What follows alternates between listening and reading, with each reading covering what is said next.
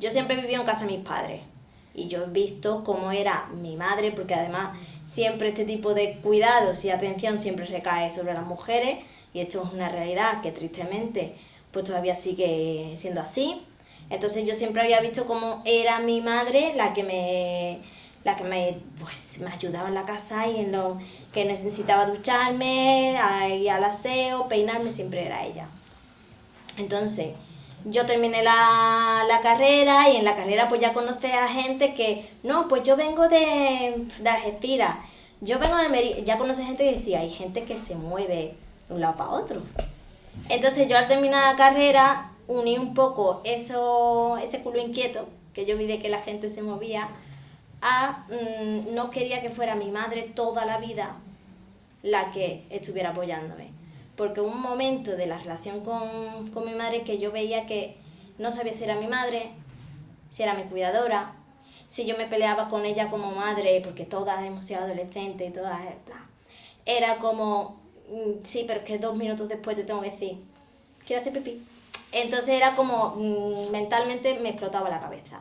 Entonces terminé la carrera y dije, pues me voy a ir de mi casa y verá cómo así dejo a mi madre siendo mi madre y yo, por otro lado, busco las ayudas y tal. Y me fui a Madrid a estudiar un curso para opositar. Y me quedé en una residencia. Por eso digo que es importante, ¿no? La residencia que a muchas personas les ha servido para, pues sobre todo para desarrollarse, para darnos cuenta de lo que podemos, lo que no podemos, de los apoyos que necesitamos y tal. Era como que quería ver a mi madre como mi madre. O sea, yo quería tener la relación con mi madre como cualquier persona puede tener una relación con su madre. No esa mezcla de roles, pero ya no solo por mí, sino porque también ella estaba sujeta a mis necesidades. Si yo tenía que ir a no sé qué, ella tenía que acoplarse a mis horarios y viceversa. Entonces fue como un ejercicio que no se hace de un día para otro, evidentemente, sino que vas analizando, vas viendo, vas buscando, vas curioseando, ¿no? Y vas, sobre todo también, tomando conciencia de la discapacidad, de la realidad de la que hay, ¿sabes? Porque te pones a buscar y dices tú, pero madre mía, yo no voy a poder salir nunca de mi casa, ¿y cómo lo voy a hacer? ¿Sabes? Porque también si cualquier persona se plantea su futuro hacia la adolescencia, yo en ese caso era como, estoy atrapada.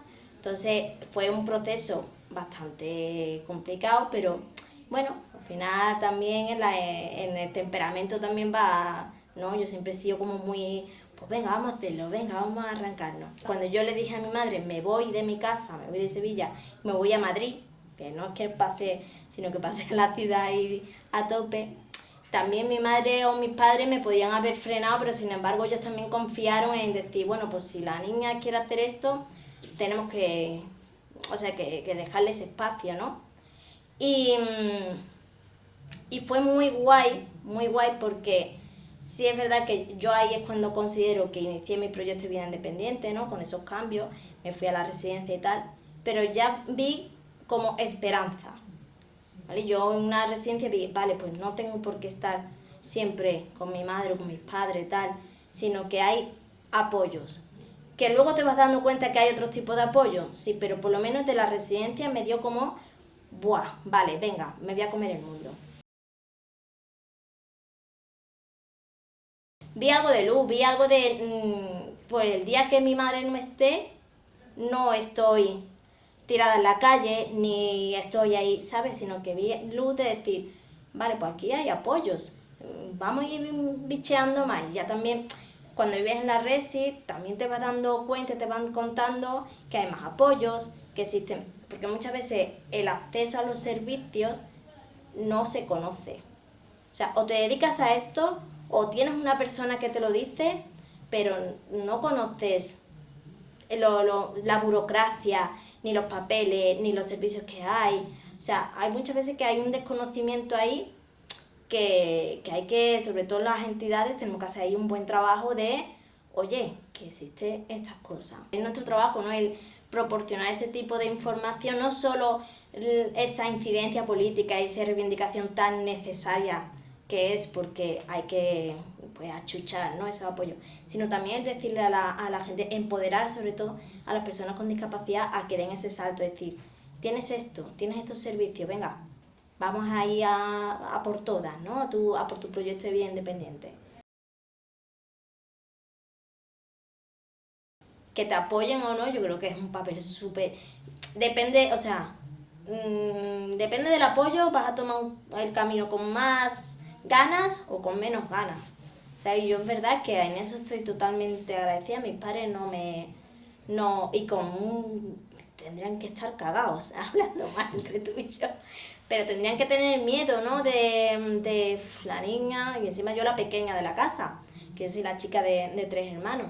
La niña, que se me enoja, qué tal, qué ha pasado, porque está aquí de repente se quiere ir, y que dijeran, porque fueron ellos también, mis padres, quienes me ayudaron a buscar la residencia, quienes empezaron a mover un poquito de contacto, oye, que... O sea, ese apoyo para mí fue fundamental, esa confianza de decir, vale, si me equivoco, puedo volver a casa de mamá y papá, pero no me están poniendo ninguna traba de por medio para que lo haga. Yo estuve un año en la residencia en Madrid y luego volví a casa de mis padres. Fue sobre todo por el coste económico de la residencia, que yo estaba estudiando, o sea, y yo estaba de privado, porque para que te den por una plaza en una residencia por la ley de dependencia, ¿qué te digo? Pues pueden pasar años, entonces claro, yo como fui para hacer un curso realmente, pues yo estuve allí un año y ya terminó el curso. Yo me hubiera gustado quedarme allí en Madrid, pero económicamente no lo podía sostener. Entonces volví a casa de mis padres un año.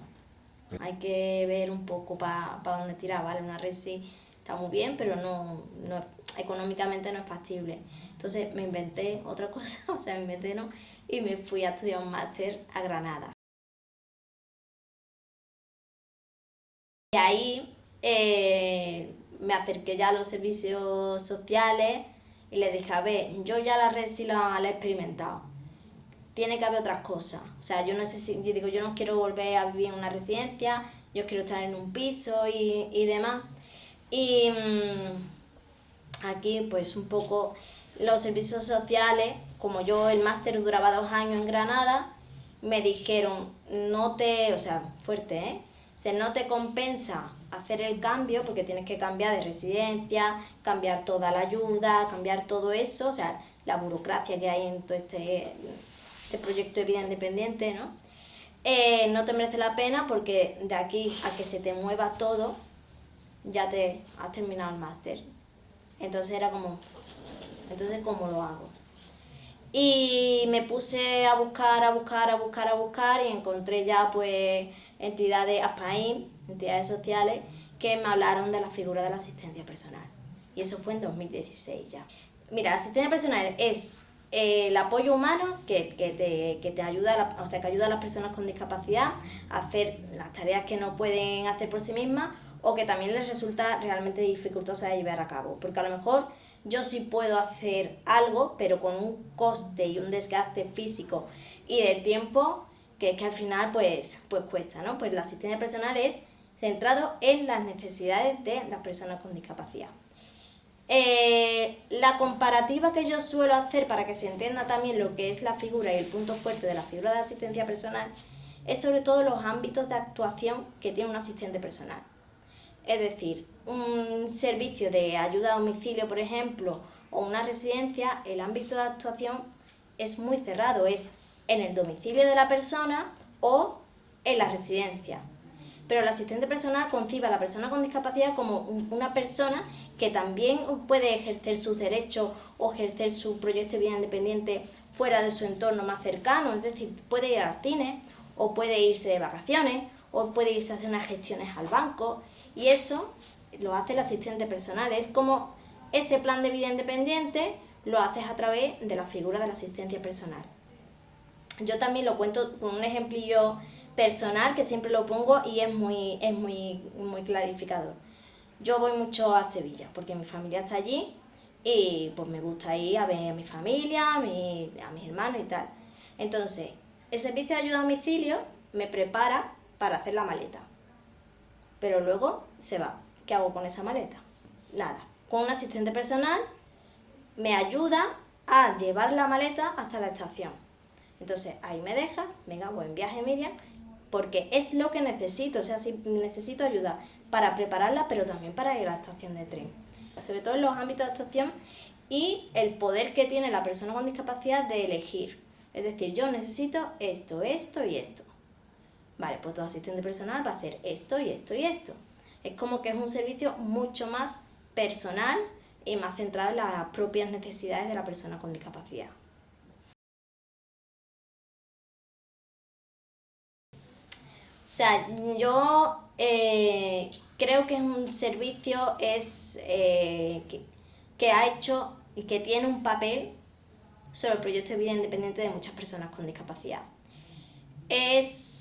Para mi gusto creo que es un proceso, ¿no? Es como un proceso de ese salto a la vida independiente, ¿no? Esa temporalidad que muchas veces también las personas con discapacidad necesitamos para poder dar ese salto, porque no es tan fácil. O sea, no es tan fácil coger una vivienda que sea accesible, los apoyos que necesitas para poder estar en esa vivienda, y yo creo que la residencia hace una función ahí de esa transición al salto de vida independiente. Y también por conocer, a mí por ejemplo, a mí me sirvió para conocer qué podía, qué no podía hacer, los límites, qué apoyos necesitaba, para conocer también, porque la residencia es accesible, entonces veía el baño, pues mira, si pongo esto así en mi casa, pues el espejo está así, como que te da ideas también para diseñar ese proyecto de vida independiente, ¿no? Es como un proceso de transición y totalmente válido. O sea, nunca demonizaré el papel que han tenido y que tienen la residencia sobre las personas con discapacidad. Hay personas con discapacidad que prefieren quedarse en una residencia. Chapó. Pero vamos a dar esa visión, ¿no?, de que la persona con discapacidad es el centro de sus necesidades. Es que yo creo que todavía hay un prisma y un paraguas de sobreprotección y de infantilización a las personas con discapacidad intelectual, que creo que son más barreras mentales y sociales para permitir que las personas con discapacidad intelectual puedan llevar también su proyecto de vida independiente como cualquier persona con o sin discapacidad. O sea, da igual el tipo, es la necesidad de esa persona de tener su proyecto de vida independiente. Entonces yo creo que sobre el colectivo de personas con discapacidad intelectual todavía sigue habiendo esa visión de protección y de tú cómo vas a poder. Creo que eso sigue existiendo y creo que eso hay que romperlo, tanto desde el papel que se hace desde las entidades sociales para romper ese tipo de ideas, como la propia administración pública, ¿no?, que tiene que poner a disposición de las personas con discapacidad intelectual los apoyos que les sean necesarios, pues, para poder llevar a cabo su vida independiente como cualquier tipo, o sea, cualquier persona con o sin discapacidad. Es que muchas veces lo que más cuesta también, ese cambio, ¿no?, de rol para las personas con discapacidad intelectual, que se sigue viendo como para mi gusto, y muy inacertado, pero se sigue viendo como ese colectivo vulnerable, ¿no?, y ese colectivo, sobre todo eso, la infantilización que existe todavía sobre el colectivo de personas con discapacidad intelectual. Yo creo que esto tiene que ir escalonado, o sea, cada uno tenemos que hacer nuestro papel desde el rol o la posición que tengamos, pero yo creo que cada uno tenemos que ir siempre al mismo fin, es ese cambio de creencia, ese cambio de mentalidad, ese imaginario social que existe sobre la discapacidad. Creo que es un papel que debemos y es que estamos obligados y obligadas a hacerlo, porque creo que hasta que no se dé ese cambio de creencias en cualquier tipo de discapacidad, va a costar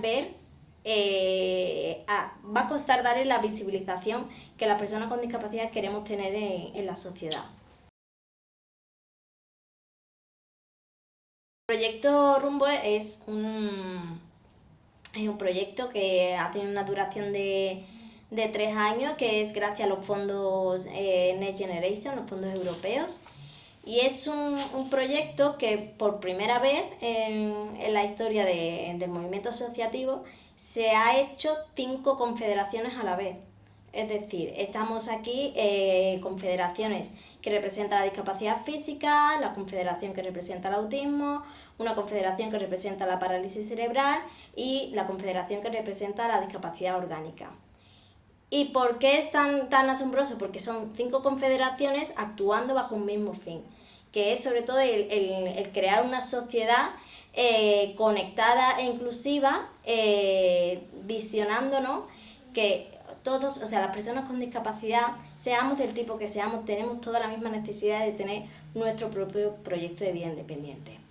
Entonces, el proyecto Rumbo, sobre todo desde la Confederación Impulsa Igualdad, como representamos a la discapacidad física, hemos domotizado viviendas, porque hemos visto que la domótica tiene un peso súper importante sobre la autonomía personal de las personas con discapacidad en su entorno. Hemos hecho mucha reivindicación, mucha incidencia política para que, pues sobre todo para ese cambio de mentalidad del que hablamos y ese cambio del imaginario social sobre la discapacidad. Y también nos hemos centrado también en ese cambio de visión en las residencias.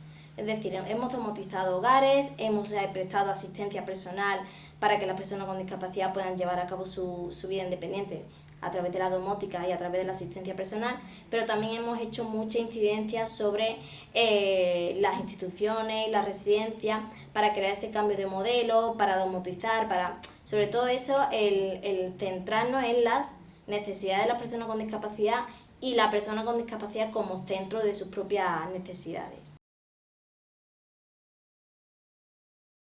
Creo que sí, que se está avanzando, creo que sí, que está habiendo un cambio en la sociedad, hay procesos más inclusivos, pero para mi gusto todavía hay una barrera social sobre la inclusión de las personas con discapacidad, pero brutal. O sea, yo creo que a nivel de política y de, sobre todo eso de estrategias políticas, se está avanzando, que todavía queda, pero a nivel social yo me sigo encontrando bastante, yo y muchas personas con discapacidad, digo yo porque estoy aquí representándolas, ¿no? Pero yo me sigo encontrando muchas barreras sociales, conversacionales también, como unas ideas preconcebidas sobre lo que es la discapacidad, sobre nuestros derechos. Creo que todavía queda mucho, que vamos en buen camino, creo yo, porque sí, porque te pones hace 20 años, las personas con discapacidad no estaban tan incluidas en la sociedad. Y ahora, pues, bueno, pues sí, estamos más incluidas, hacemos más actividades, se nos tiene más en cuenta, pero creo que queda todavía bastante, y sobre todo también, para mi gusto, la discapacidad intelectual. En la discapacidad intelectual creo que cuesta mucho más, creo que ese imaginario está todavía más atascado, que a las personas, a la sociedad, les cuesta más creer en los procesos de inclusión de las personas con discapacidad intelectual.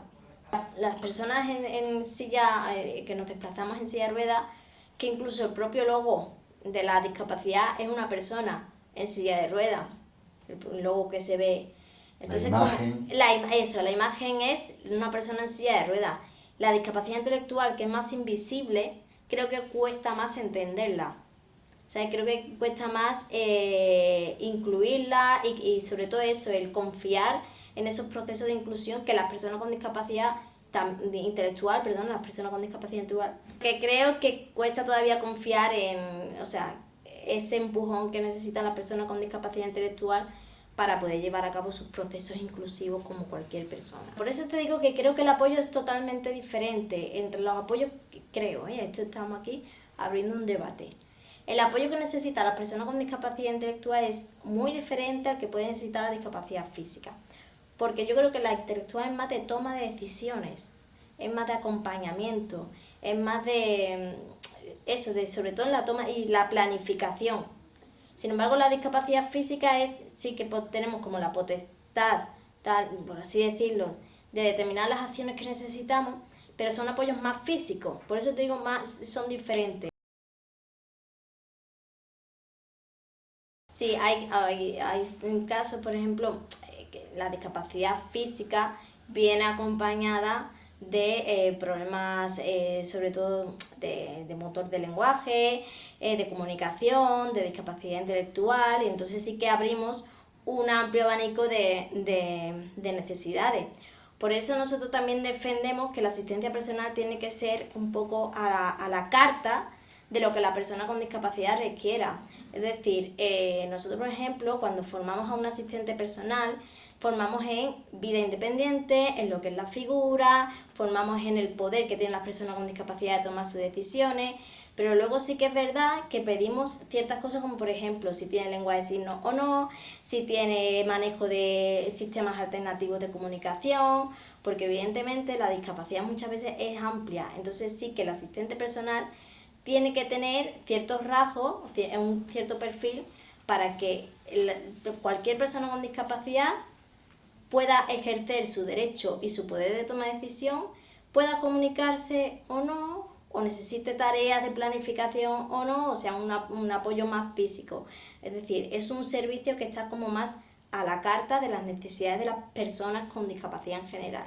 Las cosas que más es que la asistencia personal nació de una revolución de las personas con discapacidad. Es decir, que esta figura no vino así y nos la pusieron, es lo que necesitáis. No, esto viene de los años 60-70, que hubo una revolución de personas con discapacidad que allí te digo como en California, y fue donde nació la figura de la asistencia personal. Pero esto es una revolución y nosotros, entidades sociales, seguimos dando voz a esa revolución. ¿Que es triste que tengamos que estar hablando de revolución para nuestros derechos? Sí, pero que estamos en ello, sí. El padre de la filosofía de vida independiente se llama Ed Roberts, y este hombre pues quiso estudiar en la Universidad de California, pero tenía silla de ruedas, tenía una gran discapacidad. Entonces la Universidad de California no le permitió el acceso a la universidad porque las instalaciones no estaban accesibles. Entonces él empezó como una revuelta, un movimiento de que tenía que estar en los entornos accesibles, y de que no solo eso, sino que necesitaba a alguien para poder vivir su proyecto de vida. Entonces, claro, a este movimiento se juntó más personas con discapacidad, y ahí fue, te lo cuento así brevemente, pero ahí fue cuando nació la figura de la asistencia personal. Es decir, fueron ellos quienes, además el lema de la filosofía de vida independiente, que está muy chulo, es nada sobre nosotros sin nosotros. Es decir, que no tomáis decisiones sin tener en cuenta lo que yo necesito. Entonces, por eso te digo de la revolución, nació en California y fue ahí donde se inició este movimiento de vida independiente, al que ahora otros países, como nosotros en España, en Holanda, se han unido, y estamos ahí como dándole voz a la figura de la asistencia personal. La asistencia personal es un derecho. La vida independiente es un derecho. Yo no estoy hablando de que la asistencia personal sea un lujo, ni que la vida independiente sea un lujo. Es decir, no tiene que suponer un desgaste económico y emocional el de tú poder tener vida independiente. Esta es la realidad que nos estamos encontrando muchas personas con discapacidad, que el tener asistencia personal o no es un copago tan exagerado que al final volvemos al inicio de la rueda. Decido quedarme con mi familia porque no tengo los recursos socioeconómicos suficientes para hacer frente a esto. O sea, esto hay que atajarlo de alguna forma. Es decir, muchas veces hablamos, es que la figura de asistencia personal no despega. Es que, claro, ¿cómo va a despegar si no se está ofreciendo? ¿Cómo va a despegar si no me la puedo pagar? O sea, nadie paga por tomar decisiones, sino que ese es mi derecho. Entonces no me lo pongas, que es un derecho, y sin embargo no me lo estés no dando. ¿Sabes? Entonces, a la pregunta, pues yo creo que muy pocas familias pueden compaginar esto. Lo que hacen es pues, tener un pequeño apoyo, pero yo creo que lamentablemente el mayor peso del apoyo que se le está prestando a las personas con discapacidad sigue recayendo sobre la familia, o nos encontramos con personas con discapacidad que están viviendo de manera precaria, ¿vale? Renegando a su proyecto de vida independiente porque no tienen los recursos económicos suficientes para hacer coste que tiene los servicios de la dependencia.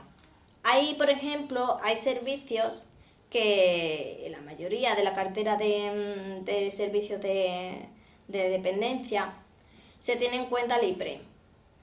Y yo creo que eso no deberías tenerlo en cuenta para cuando tú necesitas apoyo de una tercera persona para hacer tu proyecto de vida independiente.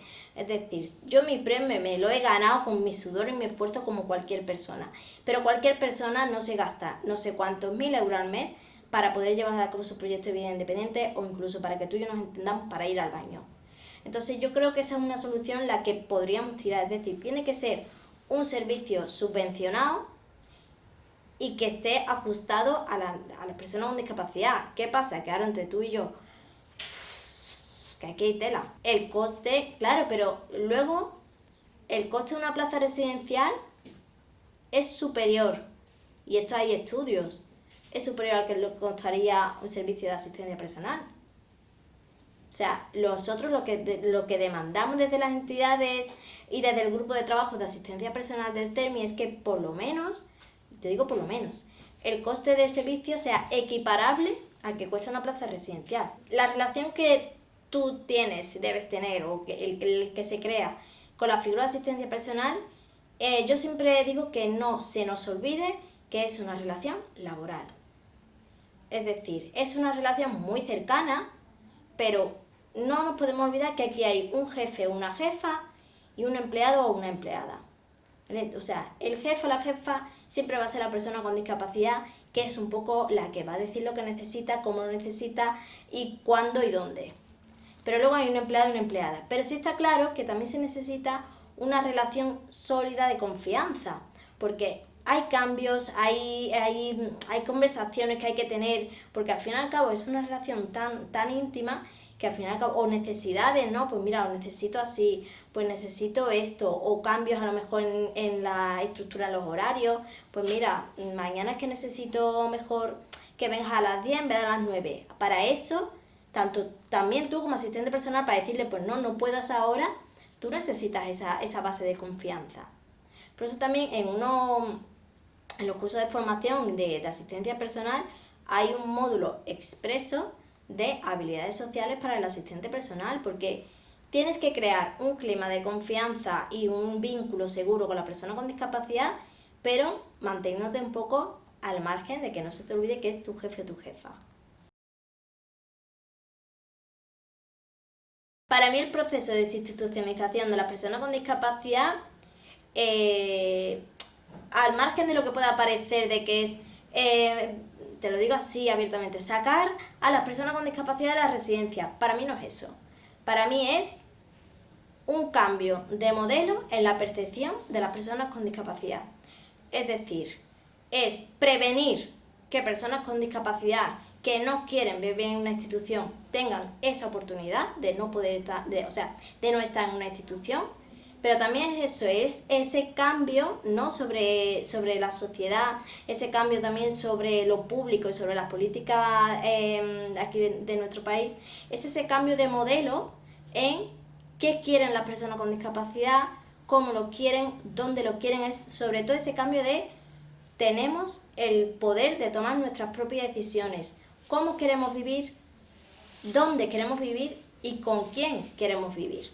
Yo creo que es ese cambio de modelo, es la prevención de que las personas con discapacidad se vean obligadas a vivir en un sistema de vida impuesto, ¿no? Es el poder abrir una cartera de posibilidades, una cartera de servicios y de apoyo para que las personas con discapacidad puedan elegir en todo momento qué es lo que quieren, cómo lo quieren, con quién lo quieren y dónde lo quieren.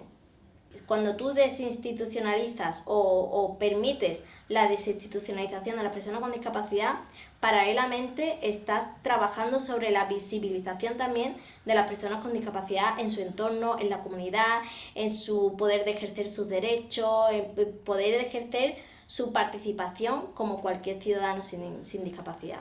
Cuando tú permites que las personas con discapacidad no se vean obligadas a vivir en un sitio impuesto, tú estás apostando por una sociedad inclusiva. Tú estás apostando por una sociedad diversa en la que todos y todas tenemos la igualdad de oportunidades dependiendo de tu discapacidad, sí, no o cualquier tipo de discapacidad.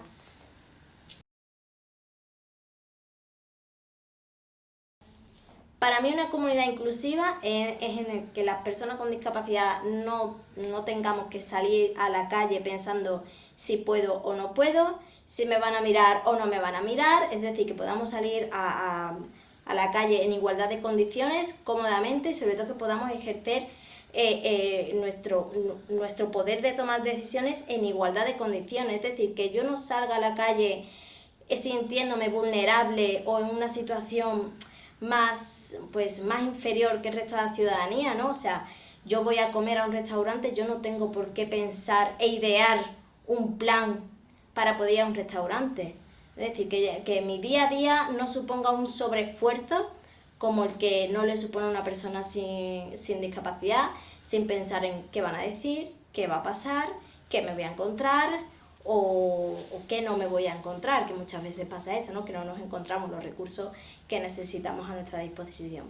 Para mí es una sociedad inclusiva en la que podamos participar en la sociedad sin esas vulnerabilidades en las que a veces nos encontramos las personas con discapacidad. Es que al final son colectivos en el que nos encontramos en situaciones vulnerables y en situaciones en las que necesitamos un amparo que muchas veces no encontramos, ¿no? Una sociedad en la que nos ven diferentes, en la que nos ven pues en una situación inferior que no es real, pero sí que te hacen pensar eso, ¿no? Y ese miedo, ¿no? Yo hay veces que salgo con el miedo, ¿no? De ¿puedo o no puedo? ¿O voy o no voy? O situaciones tan cotidianas como coger un metro, ¿no? Que nos cuesta tanto trabajo y es decir, tengo que idear todo tanto y tenerlo todo tan hilado para poder ir a mi puesto de trabajo. Yo creo que a nadie le cuesta tanto esfuerzo su día a día, ¿no? Pues para mí eso es una sociedad inclusiva en que mi día a día no me suponga el esfuerzo que muchas veces me supone simplemente por el hecho de tener una discapacidad. Yo creo que cuando no es lo que tú has elegido o lo que tú realmente deseas, sí es un detrimento, porque o sea, es una vulneración de derechos, porque ya no se te está permitiendo algo que tú quieres, y no es sino porque la sociedad no está preparada para que tú puedas elegir el dónde quieres vivir, con quién quieres vivir. Es un detrimento porque muchas veces en instituciones estás obligado a compartir espacios o compartir tiempo con personas que no conoces de nada y quieras que no, es tu privacidad, es tu intimidad, son tus cosas, y eso emocionalmente yo creo que merma, ¿no? Es decir, yo no he elegido esto, ¿por qué tengo que hacer esto? ¿Porque tengo discapacidad? Te obliga a hacerte unas preguntas que emocionalmente, psicológicamente requieren un trabajo complicado y un trabajo complejo. Y también yo creo que es también por la falta de apoyos. Hay en muchas comunidades que vivir en una residencia por el sistema público ya te exime de tener otros servicios, como por ejemplo puede ser de asistencia personal. Pero voy un poquito a lo del principio, ¿no? La asistencia personal concibe a las personas con discapacidad en otros entornos que no sean en la residencia o en su domicilio. Si tú a mí me estás dando solo el servicio de residencia y me estás quitando el de asistencia personal, ya me estás quitando mi derecho a poder ejercer mi vida independiente, a poder tomar mis decisiones fuera de mi entorno. ¿Vale? Hay personas con discapacidad que quieren salir de esa residencia a hacer tareas, o sea, ir al cine o lo que sea, lo que necesite. Si tú no tienes ese derecho, ya no puedes hacerlo. Entonces, para mí, cuando tú no has elegido estar en una institución, para mí sí es una vulneración de derechos y un detrimento en toda regla.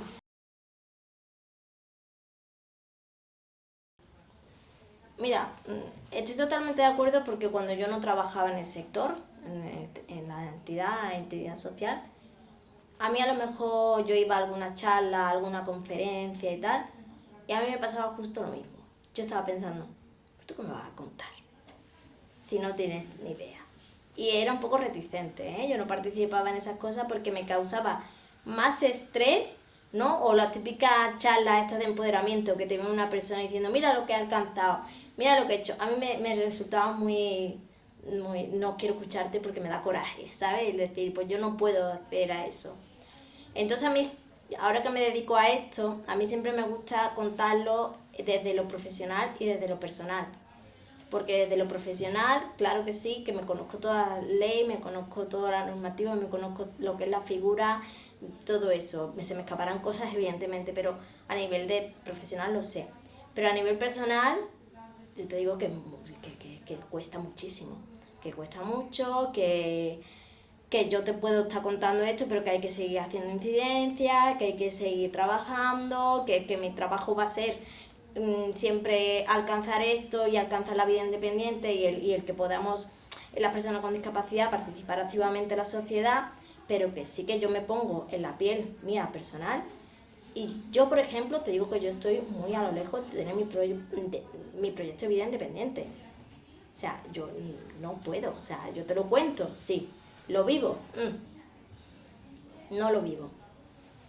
Que me encantaría vivirlo y mi trabajo es que todas las personas no tengamos que estar diciendo lo que yo estoy diciendo. Este es mi trabajo, pero te digo que que todavía estamos a años luz, por lo menos esa es mi experiencia, ¿sabes? De que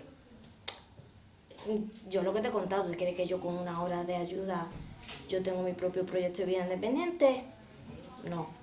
Yo vengo a trabajar y me dejan vestida para venir a trabajar, monísima, pero luego no.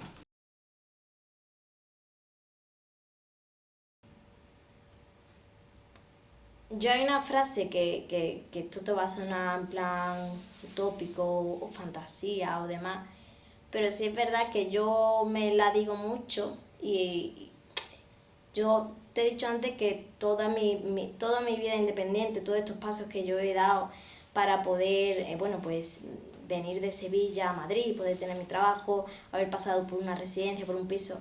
Yo te he dicho antes que esto es un trabajo bastante complejo, que yo te lo cuento aquí charlando, pero son años de trabajo, son muchas tardes encerrada en mi habitación pensando que no podía, que no iba a ser nadie en la vida, que estaba destinada a vivir en un sitio. Pero sí es verdad que cuando empecé a empoderarme, ¿no? A decir, venga, que no, que esto no tiene que ser así. Yo una frase que siempre me digo mucho que es, mi proyecto de vida independiente nace en el momento que me doy cuenta que es un derecho que me pertenece. Es decir, no me puedo quedar parada, tengo que luchar, tengo que ir a todos los sitios, tengo que buscar, tengo que documentarme, tengo que buscar apoyo, tengo que arriesgarme y meter la pata, porque me he arriesgado 1000 veces y he metido la pata 2000, te lo digo, pero siempre, es muy cansado, porque cansa el tener que luchar constantemente por tu derecho y por demostrar, pues yo siempre digo que yo he tenido como que demostrar siempre el doble de que valgo, de que puedo, pero merece la pena. O sea, esa lucha interna y esa lucha sobre todo a los que también nos tienen que escuchar, que son las administraciones públicas o las entidades, que son los que nos pueden reforzar y dar ese amparo que las personas con discapacidad muchas veces necesitamos, es agotar todas las posibilidades que existan. Y sobre todo desde el autoconocimiento de que es nuestro derecho y de que tenemos y podemos hacerlo.